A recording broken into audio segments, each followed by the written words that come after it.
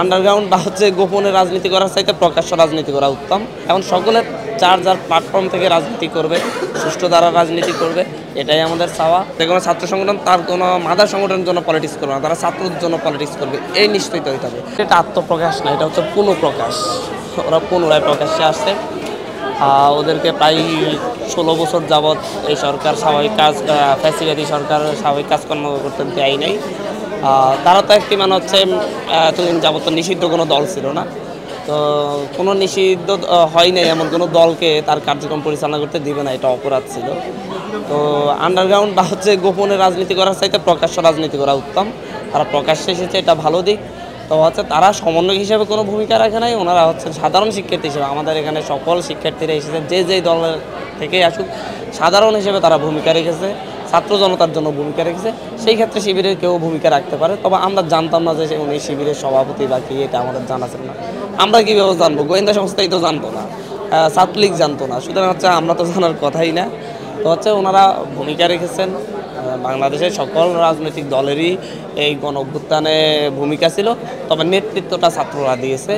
মানুষ, সকল রাজনৈতিক দল ছাত্রদের নেতৃত্বে ঐক্যবদ্ধ হয়েছিল, সকল সাধারণ মানুষ ছাত্রদের নেতৃত্বে ঐক্যবদ্ধ হয়েছিল। এখন সকলের যার যার প্ল্যাটফর্ম থেকে রাজনীতি করবে, সুষ্ঠু দ্বারা রাজনীতি করবে, এটাই আমাদের চাওয়া। যেহেতু আমাদের 9 দফার মধ্যে ছিল লেজুর ভিত্তিক ছাত্র রাজনীতি নিষিদ্ধ থাকবে, সেই 9 দফায় সমর্থন দিয়েই কিন্তু সকল দল আমাদের সাথে আন্দোলন করেছিল। সুতরাং ওনারা এখন চিন্তা ভাবনা করে বের করতে হবে কীভাবে লেজুর ভিত্তিক ছাত্র রাজনীতি প্রতিষ্ঠা করা যায়। এর জন্য একটা জাতীয় ঐক্যমত আবারও দরকার। সবাই মিলে বসে আলাপ আলোচনার মাধ্যমে এই জাতীয় ঐক্যমতটা তৈরি হবে আশা করি। এই 9 দফার বাইরে কেউ যাবে না বলে আমাদের বিশ্বাস। লেজুর ভিত্তিক রাজনীতি নিষিদ্ধের ব্যাপারে শিবিরের ভাবনা কি? শিবিরের ভাবনা তো আপনি শিবিরের কাছ থেকে জানতে পারবেন, আমরা আমাদের ভাবনা বলতে পারি।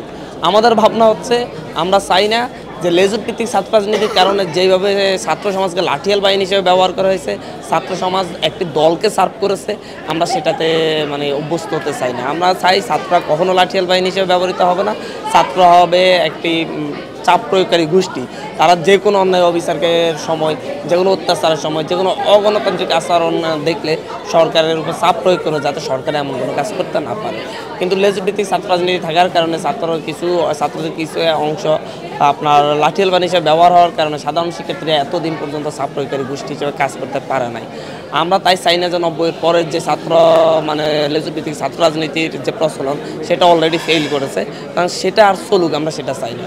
আমরা চাই যে এটার অবসান হোক এবং শিক্ষার্থীরা, সাধারণ শিক্ষার্থীরা, তারা যেখানে অগণতান্ত্রিক আচরণ দেখবে সেখানে স্বাধীনভাবে মত প্রকাশ করতে পারবে, স্বাধীনভাবে চাপ প্রয়োগ করতে পারবে, এরকম একটা পরিবেশ তৈরি হোক।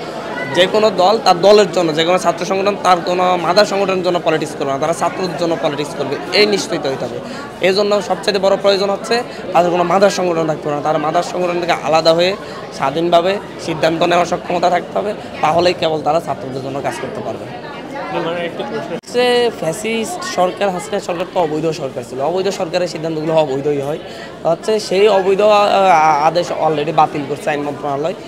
আমরা সাধুবাদ জানাই। আমরা বলি যে সকলেরই মত প্রকাশের অধিকার আছে, সকলেই রাজনীতি করার অধিকার আছে, সকলেই তাদের নিজেদের আদর্শে কাজ করার অধিকার আছে। যতক্ষণ না এটা আমার রাষ্ট্রের বিরুদ্ধে যাবে, যতক্ষণ না এটা আমার দেশের মানুষের বিরুদ্ধে যাবে, যতক্ষণ না ওটা সন্ত্রাসী রাজনীতি হবে, ততক্ষণ পর্যন্ত আমাদের পক্ষ থেকে কোনো বাধা নেই। আমরা চাই সবাই সুষ্ঠু ধারা রাজনীতি করুক এবং মানুষের জন্য কাজ করুক। সে তার মতামত প্রকাশ করুক, সে তার মত প্রতিষ্ঠার জন্য কাজ করুক, মানুষকে বোঝাক, এটাই গণতান্ত্রিক পরিবেশ। মানুষ যদি কোনো একটা দলকে অ্যাকসেপ্ট করতে চায়, সেখানে তো আমাদের বাধা দেওয়ার কিছু নেই, কিন্তু মানুষ অ্যাকসেপ্ট না করলে সেটা তারা এমনিতেই হারিয়ে যাবে।